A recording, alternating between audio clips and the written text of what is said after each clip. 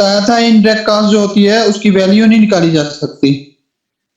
मैंने बताया ठीक था है ऐसी सर। कॉस्ट होती है जो डिफिकल्ट होता है मेजर करना, जिसको कंपैरेटिव टू डायरेक्ट कॉस्ट, और ये कॉन्सिक्वेंस ऑफ द एक्सीडेंट, यानी कि एक्सीडेंट के बाद में आपको हाँ रियलाइज होता है कि आपको ये इस तरह से फाइनेंशियली हिट पड़ी है।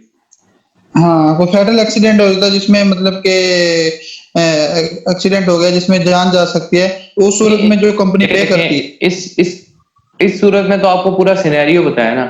उसमें क्या है कि एक एम्प्लॉय इंजर्ड हो गया है काम करते हुए, ठीक है, अब जी उसमें जी। बताएं कि कंपनी को किस तरह की डायरेक्ट और इनडायरेक्ट कॉस्ट पड़ेगी। तो आप मुझे बताएं सिंपल वर्ड में कि आपने क्या लिखा है। मैंने तो सर लिखा है अपना फैटल एक्सीडेंट की सूरत में जो इंश्योरेंस पे करनी होती है इनको। इंश्योरेंस पे करनी पड़ेगी, तो ये आपके ख्याल में डायरेक्ट है या इनडायरेक्ट है? इनडायरेक्ट है सर ये डायरेक्ट कॉस्ट में आती है, ये मैं आपको बताता हूँ। और बताएं। उसके अलावा और मैं बताऊं सर इनडायरेक्ट का, मैंने भी तो कुछ लिखा है। पहले आमिर भाई को कंप्लीट करने दें अपनी बात, फिर आप बताएं। उसके बाद सर ये जो मतलब कि उसके ऊपर जो एक्सपेंसेस आते हैं मतलब उसके इंजर्ड होने के ऊपर, हम्म, ये वो मतलब भी, फर्स्ट एड के। ये भी डायरेक्ट कॉस्ट है। चले मैं डिस्कशन करते हैं इस पे, कोई नहीं, आपको समझ आ जाएगा, अभी डिस्कशन होगी। आप बताएं जनाब सलमान भाई, आपने क्या लिखा है? सर पहले पहले तो ये कि कंपनी की ना फेस वैल्यू डाउन हो जाएगी।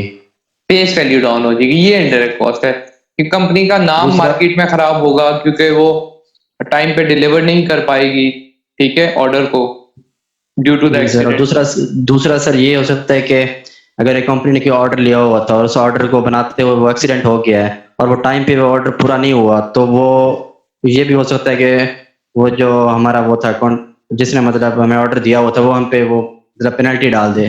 बिल्कुल, पेनल्टी क्लॉजेज फिर एक्टिवेट हो जाती हैं, एक्टिवेशन ऑफ और पेनल्टी सर ये क्लॉजेज। जी बिल्कुल ठीक पॉइंट है। और तीसरा ये भी हो सकता है सर, जिसका एक्सीडेंट हुआ है वो मतलब हर जाने का क्लेम कर दे, जैसे करते नहीं है सर। ये डायरेक्ट कॉस्ट है। डायरेक्ट है। और सर मोरल डाउन होता है वर्कर्स का। हाँ, ये कह सकते हैं आप। और सर टाइम जो जाया होता है नया बंदा हायर करने में, ये भी इनडायरेक्ट हाँ, कॉस्ट न्यू हायरिंग कॉस्ट, ये बिल्कुल जी सर। इंडायरेक्ट कॉस्ट में है। न्यू हायरिंग करना और और उस फिर बंदे को न्यू फिर हायरिंग की ट्रेनिंग करना, ये दो डिफरेंट टाइप ऑफ कॉस्ट है। और ठीक उसको है, ओवर टाइम भी देना पड़ेगा सर, वो भी इनडायरेक्ट में आ जाएगा ना। नहीं नहीं, वो तो टाइम डायरेक्ट में आएगा, ये मैं आपको बात समझाता हूँ। बहरहाल आपने काफी अच्छे पॉइंट लिखे हुए हैं। अच्छा है, राव भाई आप बताएं। अच्छा, आपने मुझे अहमद भाई डायरेक्ट कॉस्ट का कहा था, इसमें हमारे हॉस्पिटल्स वगैरह का दवाई शवाई के जो भी खर्चे हैं वो आ जाएगा। दूसरा, अगर मिसाल के तौर पे वो इंजरी की वजह से उसकी डेथ हो जाती है तो फिर उसके ज़ाहिर बात है कंपनी के बेनिफिट्स भी तो होते हैं ना, कि उनकी फैमिली को क्या देना उसकी डेथ के बदले क्या, वो भी। सेकंड, हमारा जो लीगल यानी कि अगर उन पर केस हो जाता है लीगल एक्सपेंसेस भी आ सकते हैं, फिर जो उसके लिए इन्वेस्टिगेशन होगी उसके खर्चे अलग होगी। ठीक है, उसके इन्वेस्टिगेशन बाद यानी कि इनडायरेक्ट वो जो कॉस्ट है, आपने बताया था इन्वेस्टिगेशन इनडायरेक्ट कॉस्ट है, ठीक है। और अच्छा, बताएं। चलो लीगल एक्सपेंस, उसके अलावा फिर आपने एक्सेस प्रीमियम का बताया था, इंश्योरेंस कंपनी वाले जो था बिल्कुल, उन्होंने ज़ाहिर बात है सेट किया होता है प्रीमियम। हाँ, वो हमारे उसमें आ जाएगा। फिर क्या कहते हैं एडमिनिस्ट्रेशन है, उनके भी सर एक्सपेंसेस वगैरह बढ़ जाते हैं, जो ज़ाहिर बात जब ये चीज़ें बढ़ेंगी तो उनके एडमिनिस्ट्रेशन होंगी, उनके भी एक्सपेंसेस बनेंगे, वो आउट ऑफ बजट होंगे सारा कुछ, ये चीज़ें डायरेक्ट कॉस्ट में आ जाती है हमारी।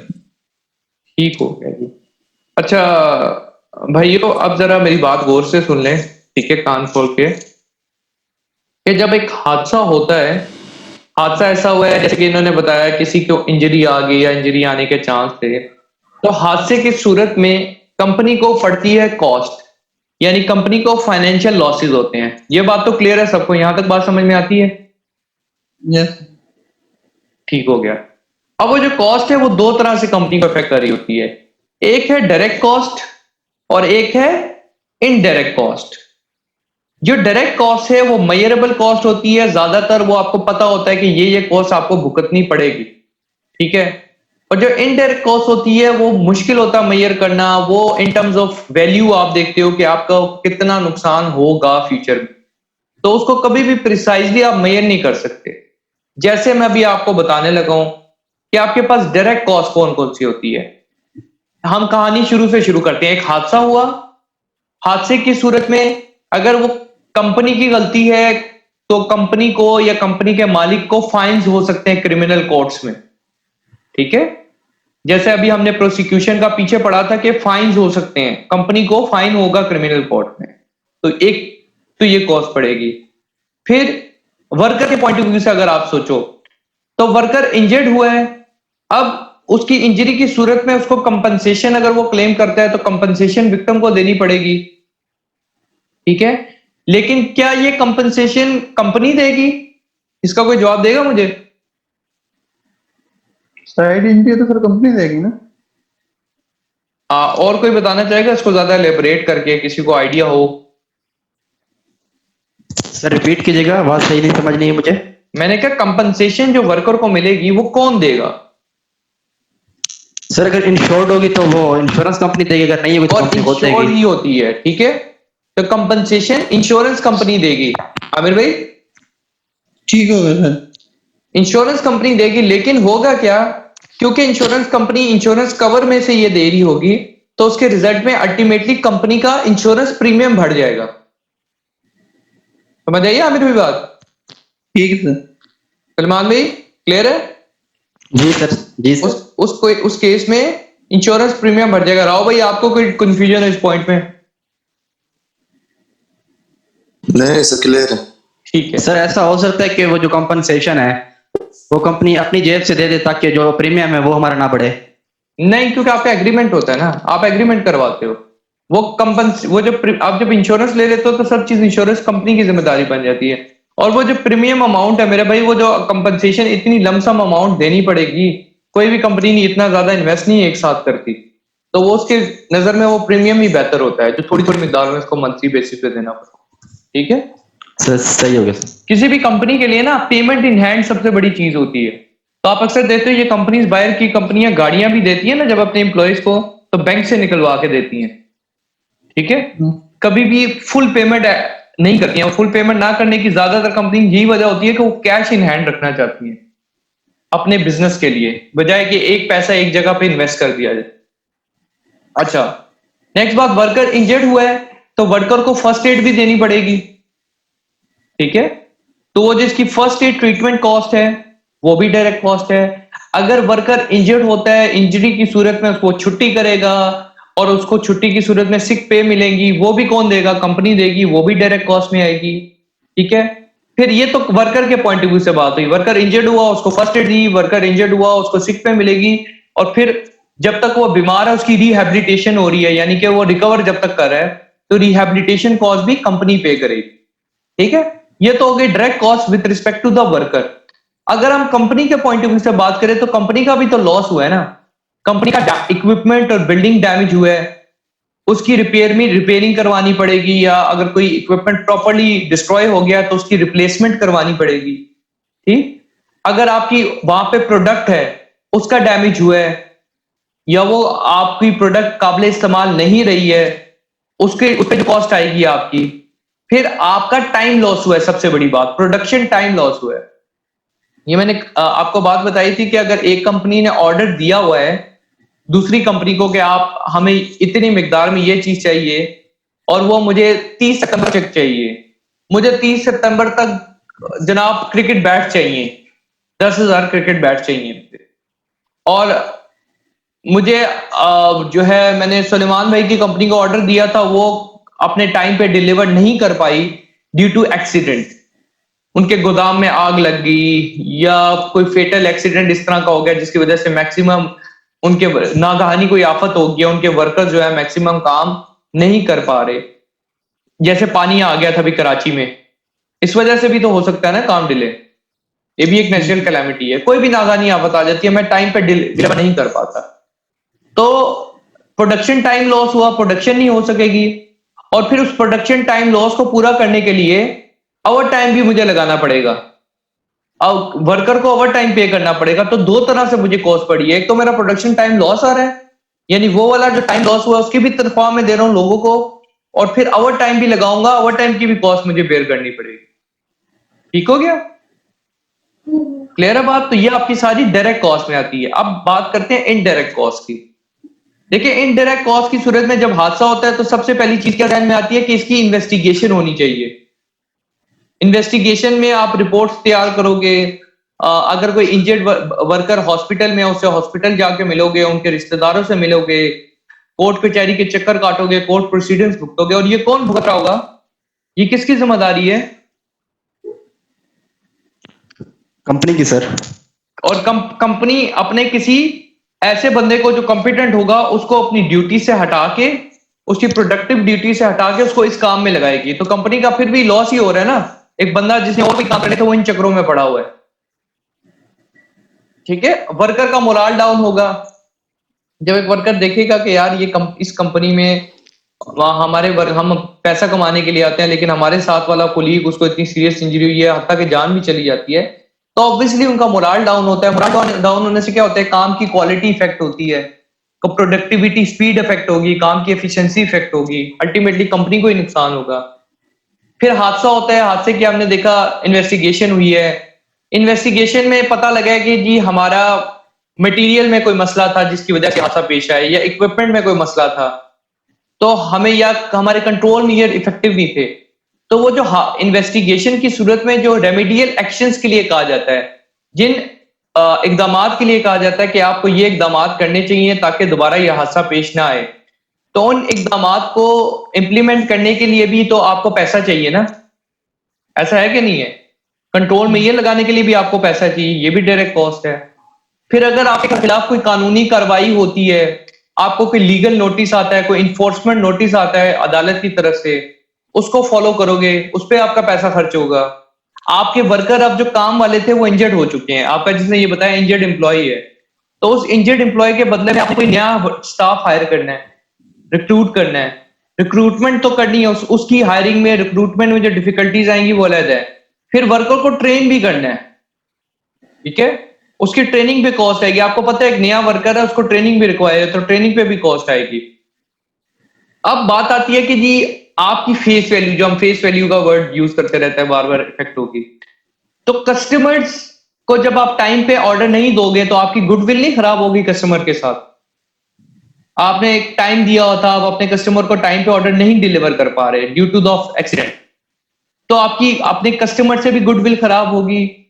उस एक तो गुडविल खराब हुई, एक क्योंकि आपने वादा किया हुआ था, वादे के खिलाफ आपने कानूनी एग्रीमेंट भी साइन किया हुआ था कि आप क्या करोगे, पेनल्टी क्लॉजेस दो, पेनल्टी दोगे अगर आप टाइम पे डिलीवर ना कर पाए, तो वो एक्टिवेशन ऑफ पेनल्टी क्लॉजेस भी होगा। आपकी पब्लिक इमेज और बिजनेस रेपुटेशन, या यानी जिसको हम फेस वैल्यू कहते हैं, वो डाउन होगी। आपके इंडस्ट्रियल रिलेशनशिप्स भी खराब होंगे। ठीक है, तो ये अल्टीमेटली डायरेक्ट और इनडायरेक्ट कॉस्ट में फर्क आता है। क्लियर है बात? यस। ये मैं आपके सामने तो मैंने सेपरेट करके लिखे भी हुए हैं, मैं दूसरी साइड पे मैं वो भी आपके सामने एक दफा दिखा देता हूँ आपको, ताकि आपको ये क्लियर हो जाए बात मैंने कहाँ पे हाईलाइट की थी। ये देखें, डायरेक्ट कॉस्ट एक दफा पढ़ लीजिए, ये सारी जो मैंने बातें बताई हैं तकरीबन यही है।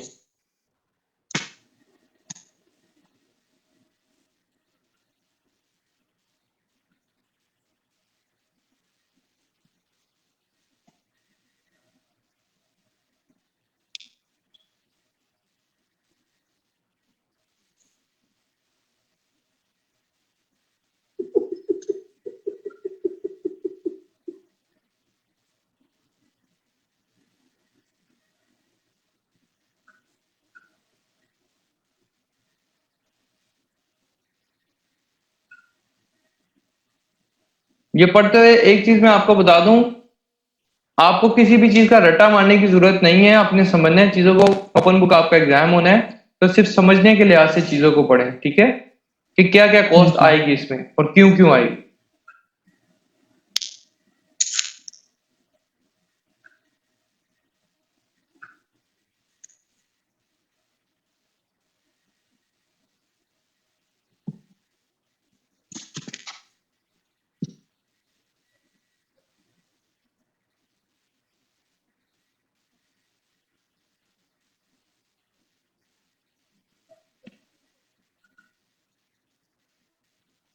डायरेक्ट कॉस्ट भी देख लीजिए।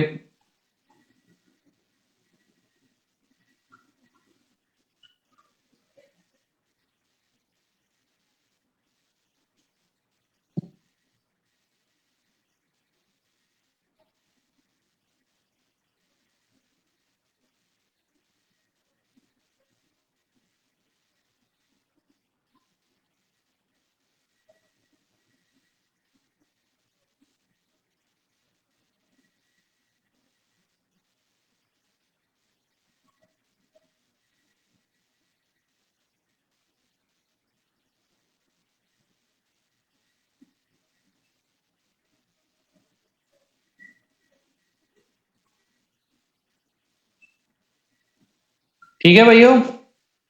जी सर। सर जी एक सवाल क्वेश्चन आया मेरे जहन में अभी। जी जी मतलब कि सर थोड़ा बताइएगा, इसी तरह ना सर अभी पिछले दिनों में हमारे साथ एक और कंपनी काम करती है, जी। तो उधर बल्दिया ने सर छापा मारा उनके कैंप के ऊपर ना। क्या? तो कुछ कोरोना की वजह से सर मतलब कि उन्होंने बोला था कि बताया था कि एक रूम में 4 से ज्यादा अफराद ना रहे। फिर उसके बाद उन्होंने अपना कोई सफाई का इशू बनाया और किचन का इशू बना के वो 20,000 रियाल गरामा करके गई है। ठीक हो ठीक गया। है। अब ये जो कास्ट है सर ये किस में आएगी? गरामा किस वजह से हुआ? रीजन क्या थी? रीजन कह लो कि सर मतलब कि कोई अपना बेहतर इकदाम नहीं थे। मतलब जिस तरह वो कह रहे थे कि जी अपना कम से कम एक चारपाई का फासला जो है 2 मीटर हो। ठीक है। एक रूम में 8-8 लोग रह रहे थे। उसके अच्छा अलावा ठीक है, कोई समझ आ गई। ठीक है, ठीक ठीक ठीक है। उधर लॉ उन्होंने कानूनन ये कहा था कि 4 बंदे रहे और 4 बंदे नहीं रहे। तो आपने एक वर्ड जी पढ़ा है, fines in criminal courts, yes पढ़ा है सर। ना? वो किस कॉस्ट में था? Yes sir.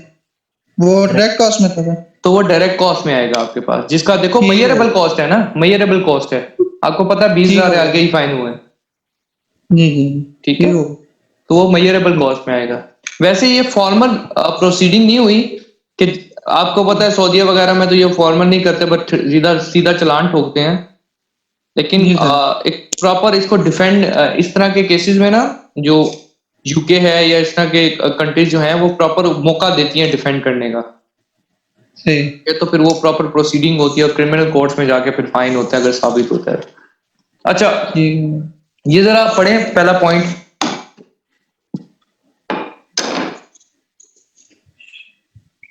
और इसमें मुझे बताएं, पहला पॉइंट पढ़ें और मुझे बताएं कि क्या समझ आता है, किस किस को क्या समझ आ रहा है।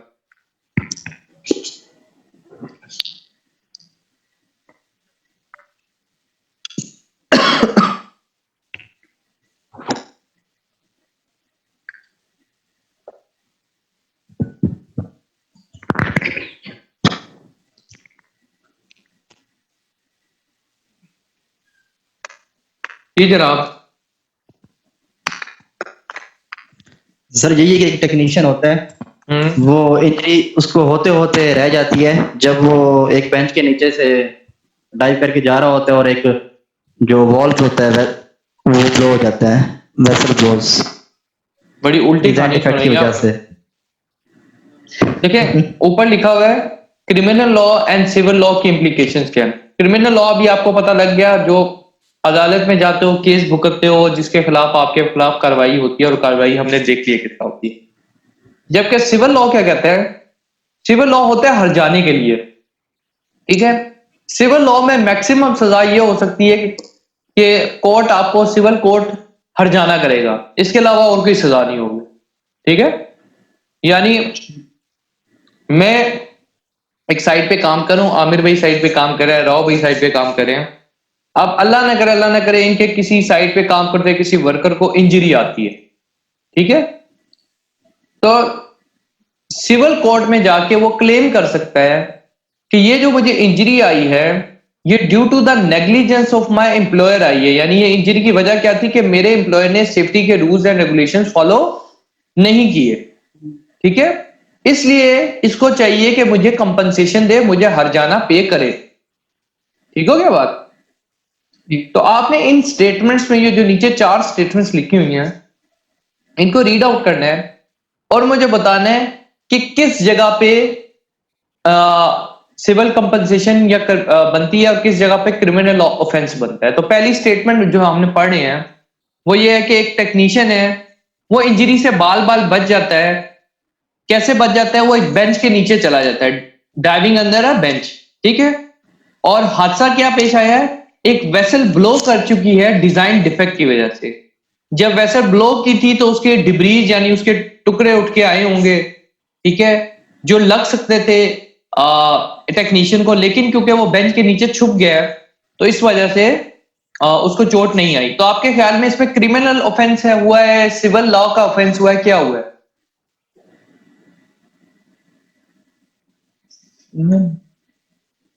बताएं बताएं, जहन पे जोर डालें, बहुत आसान सा क्वेश्चन है। सर ये डिजाइन का डिफेक्ट है तो डेफिनेटली कंपनी पे बात आएगी ना। यानी क्रिमिनल ऑफेंस है। गुड, कंपनी ने डिजाइन करना था ना, डिजाइन सेफ्टी का पार्ट है ये, ठीक है। सेफ्टी की 4 ब्रांचेस होती है, design safety, process safety, project safety and general safety. ये डिजाइन सेफ्टी का पार्ट था जो उनको मैनेज करना था, उन्होंने नहीं किया, ठीक। और वर्कर को कंपनसेशन इसलिए नहीं मिलेगी क्योंकि इधर लिखा हुआ है अ टेक्नीशियन एस्केप्स इंजरी, यानी उसको इंजरी नहीं हुई। अगर तो उसको इंजरी हो जाती तो तब उसको कंपनसेशन के लिए भी वो क्लेम कर सकता था। समझ आइए बात की? जी सर। अच्छा, नेक्स्ट स्टेटमेंट पढ़ें जरा।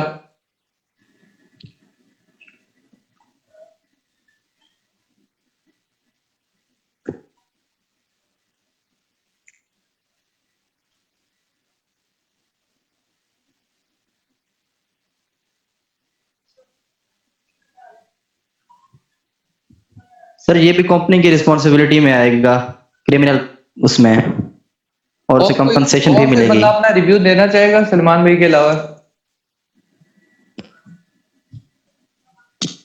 आमिर भाई, आप नहीं कुछ बोलना चाहेंगे? नहीं, मैं सर पढ़ रहा हूँ।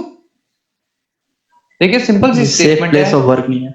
एक 12 साल का लड़का है जो कि खेलते खेलते एक ऐसी बिल्डिंग के पास आ चुका है जिसकी फेंसिंग नहीं हुई, और उस बिल्डिंग में एक खड्डा खुदा हुआ है, पिट खुदी हुई है जिसमें वो गिर जाता है। अब इसमें किसकी गलती है? कंपनी की गलती है कि उसने अपनी फेंसिंग क्यों नहीं की हुई, ठीक है। अब बच्चा अगर गिरेगा तो वो सिविल हर्जाना, सिविल क्लेम भी कर सकता है, और कंपनी का क्रिमिनल ऑफेंस भी है कि उन्होंने अपनी जिम्मेदारी पूरी नहीं की, ठीक है। अगली स्टेटमेंट पढ़ें, इससे अब आपको और क्लैरिटी आएगी कि सिविल क्लेम कब होता है और कब नहीं होता।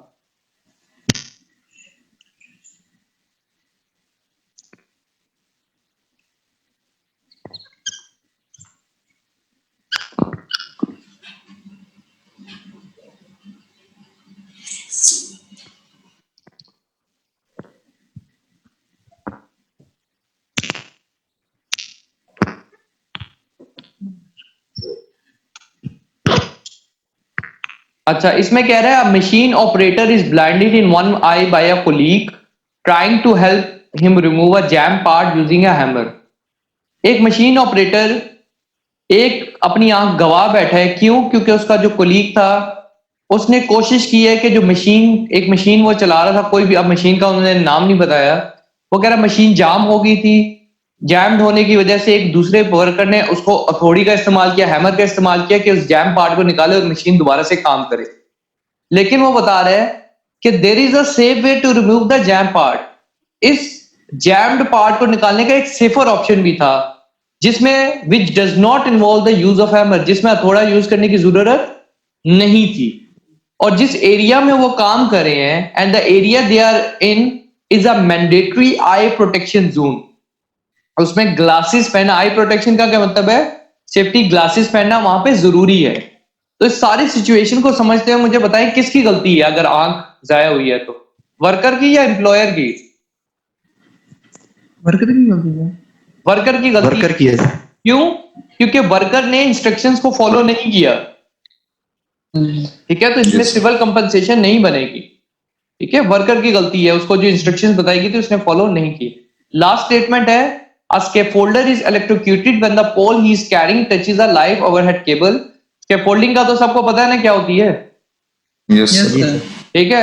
स्कैफोल्डिंग में पाइपिंग स्कैफोल्डिंग भी होती है, आपके पास ज्यादातर पाइप स्कैफोल्डिंग यूज हो रहे होते हैं, इसमें कपलर वगैरह आपके पास इस्तेमाल होते हैं।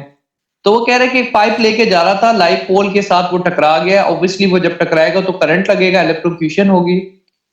जो स्कैफोल्डर है वो काम करता है एक कॉन्ट्रैक्टिंग कंपनी के लिए, जो कि आगे एक फैक्ट्री ओनर के लिए काम कर रही है, यानी कि कॉन्ट्रैक्टर ने आगे फर्दर कॉन्ट्रैक्ट सब कॉन्ट्रैक्टर को काम दिया हुआ है। अब स्कैफोल्डर को यहाँ पे अगर करंट लगा है तो इसमें गलती को अगर हम आइडेंटिफाई करें तो जिस बंदे ने इसको काम दिया है उसकी गलती है कि इसको प्रॉपर बताया क्यों नहीं है कि ओवरहेड केबल्स हैं, और इसको आपने इस तरह कंधे पर उठा के लहराते हुए नहीं जाना, राइट? ऐसा ही है ना? यस। तो इसको जो भी चोट आएगी, इंजरी आएगी, उसकी कंपनसेशन इसको पे करनी पड़ेगी, और ये क्रिमिनल ऑफेंस भी है कि उसकी सेफ्टी का वो ख्याल नहीं रखता अगर। अच्छा, अब मुझे जरा बताएं, रिवीजन करें जल्दी जल्दी से कि what are two main standards that the ILO has produced for health and safety. What do country do with these standards? कौन से दो स्टैंडर्ड्स हैं और कंट्रीज इन स्टैंडर्ड्स को कैसे इस्तेमाल करती हैं? सर एक C155 था, ILO की कन्वेंशन C155 और R164 मेरे ख्याल से, और दूसरी है ILO की रिकमेंडेशन R164। और ये जो आपके पास स्टैंडर्ड्स हैं ये किस लिए कंट्रीज इस्तेमाल करती हैं? इसका क्या इस्तेमाल है कंट्रीज के लिए?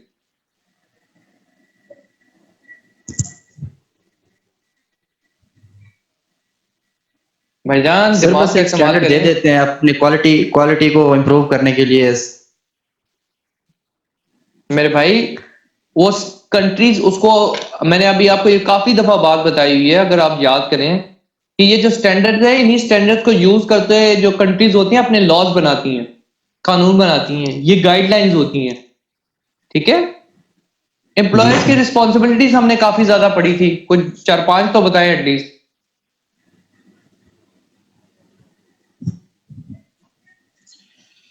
वेलफेयर है सर, साइड वर्क फेयर है, बाकी सेफ टूल्स और इक्विपमेंट प्रोवाइड करना, information trainings, supervision, IITS information instruction training supervision provide करना, वर्क प्लेस इक्विपमेंट ऐसा प्रोवाइड करना, प्रोसीजर्स ऐसे अडॉप्ट करके देना जो कि सेफ हो, वेलफेयर फैसिलिटीज प्रोवाइड करना, इमरजेंसी रिस्पांस प्रोसीजर बना के देना, पर्सनल प्रोटेक्टिव इक्विपमेंट देना विदाउट चार्ज, उनसे पैसे उसके चार्ज ना करना, उनकी ड्यूटी टाइमिंग को ऐसे मैनेज करना जो उनकी फिजिकल या मेंटल हेल्थ को इफेक्ट ना करे, यानी कि extreme physical and mental fatigue उनसे अवॉइड करनी है, ठीक है। उनको कंप्लायंस के हवाले से बताना कि हेल्थ एंड सेफ्टी से रिगार्डिंग लीगल इश्यूज क्या है उसके हवाले से ट्रेनिंग्स देना, ठीक है। तो एम्प्लॉयर की ये डायरेक्ट रिस्पॉन्सिबिलिटी आती है कि अपने एम्प्लॉइज का ख्याल रखे। एम्प्लॉइज की क्या रिस्पॉन्सिबिलिटीज होती हैं, वर्कर की क्या रिस्पॉन्सिबिलिटी? अपना ख्याल करे, अपने साथ उसके साथ जो काम कर रहे हैं उसका ख्याल करे। गुड। कोई अगर हादसा हो जाता है उसे रिपोर्ट करे, अगर वो बीमार है तो वो भी रिपोर्ट करे अपनी इल हेल्थ को। इल हेल्थ को रिपोर्ट करे, या अगर कोई वो साइट पे हैजर्ड देखता है, ठीक है, तो उनको भी, और जिसको उसको पता है कि वो उसके बस की बात नहीं है कि इसको ठीक करे, तो अपने मैनेजमेंट को उसको रिपोर्ट करे। और रिपोर्टिंग करा सर, वो आपने बताया था कि इसको हम, जिस तरह मैंने आपको बताया था कि पीपी जिस तरह कर रहा है, तो आपने बोला था कि 100% टाई ऑफ करे अगर वो हाइट का काम कर रहा है। देखिए मेरी बात सुनिए, अभी हम जनरल बात कर रहे हैं ना, तो हम ये फिर तो हम हर सिचुएशन कंसीडर करने शुरू हो जाएंगे। हम इसको जनरलाइज वे में आप आंसर कर सकते हो कि वो सारा सेफ्टी इक्विपमेंट यूज करे, उसको टेम्पर ना करे, ठीक है। सेफ्टी इक्विपमेंट को according to the instructions use करे, उसको टेम्पर ना करे, जो भी इंस्ट्रक्शंस, जो भी प्रोसीजर्स उसको एम्प्लॉयर की तरफ से सिखाए गए हैं उनको अच्छी तरीके से फॉलो करे। अच्छा, जब ऑर्गेनाइजेशन कानून तोड़ती है, what action could be taken against organisation breaking health and safety law? जो ऑर्गेनाइजेशन हेल्थ एंड सेफ्टी के कानून को तोड़ती है उनके खिलाफ क्या एक्शन होना चाहिए? सजा भी हो सकती है, फाइन्स वगैरह भी हो सकते हैं सर उनको, और वो ऑर्गेनाइजेशन ब्लैकलिस्ट भी हो सकती है। फिर उनको हो सकता है इसकी सूरत में फाइन देने पड़े, कंपनसेशन देनी पड़े, ठीक है। और अगर इंडिविजुअल की, अगर हम ऑर्गेनाइजेशन के मैनेजमेंट की बात कर ले तो उनको इम्प्रिजमेंट भी, जेल में भी जाना पड़ सकता है। ठीक हो गया? जी सर। अच्छा ठीक है भाइयों, आज के लिए इतना ही है। कल जो हम टॉपिक पढ़ेंगे उसका थोड़ा सा इंट्रोडक्शन मैं आपको बता देता हूँ कि कल हमने देखना है कि ऑर्गेनाइजेशन में किस बंदे की क्या क्या जिम्मेदारी होती है। यानी हम अगर एम्प्लॉयर का वर्ड बार बार बोलते हैं तो एम्प्लॉयर की क्या बेसिक रिस्पॉन्सिबिलिटीज हैं, एम्प्लॉय के नीचे जो मैनेजर्स होते हैं उन्होंने क्या करना होता है, टॉप मैनेजमेंट से लेकर बॉटम मैनेजमेंट तक हम हर बंदे की जिम्मेदारी समझेंगे कि एक ऑर्गेनाइजेशन में किस बंदे का क्या रोल है। और क्योंकि हम हेल्थ एंड सेफ्टी को पढ़े हैं, हम ऑक्यूपेशनल हेल्थ एंड सेफ्टी और वर्क प्लेस सेफ्टी को पढ़े हैं, तो हमने स्ट्रिक्टली बात करनी है सेफ्टी से रिगार्डिंग, कि सेफ्टी से रिगार्डिंग इन लोगों की क्या क्या जिम्मेदारियां हैं। बात ठीक है? तो जब भी आपने डिस्कशन मेरे साथ करनी है तो आपने सेफ्टी को पॉइंट ऑफ व्यू बना के सेफ्टी को कंसिडर करके करनी है, ना कि आप उसके और मामलात में घुसने शुरू हो जाओ। वैसे डिस्कशन करेंगे तो बहुत से मामलात पे डिस्कशन हो सकती है, लेकिन हमने स्टिक रहना है हेल्थ एंड सेफ्टी से रिगार्डिंग। ठीक है? Any question from today's topic जो हमने पढ़ा है आप रीड आउट करें। अगर आपको कोई क्यूरी होती है तो आप मुझे व्हाट्सएप पे वॉइस नोट सेंड कर सकते हैं कि अगर कोई पॉइंट आपको क्लियर नहीं होता। ठीक है, तो जब भी मुझे टाइम मिलेगा मैं इंशाल्लाह आपको आंसर करूंगा। दूसरा सर वो लिंक कर दीजिएगा सेंड। मैं अभी इसका सेव करके ना अभी आपको अपलोड करता हूँ और अपलोड करने के बाद ग्रुप में फिर लिंक शेयर कर देता हूँ, वहां से ठीक है। आपको डाउनलोड करना पड़ेगा, ठीक है, लेक्चर को। ठीक। Okay, thank you okay. शुक्रिया।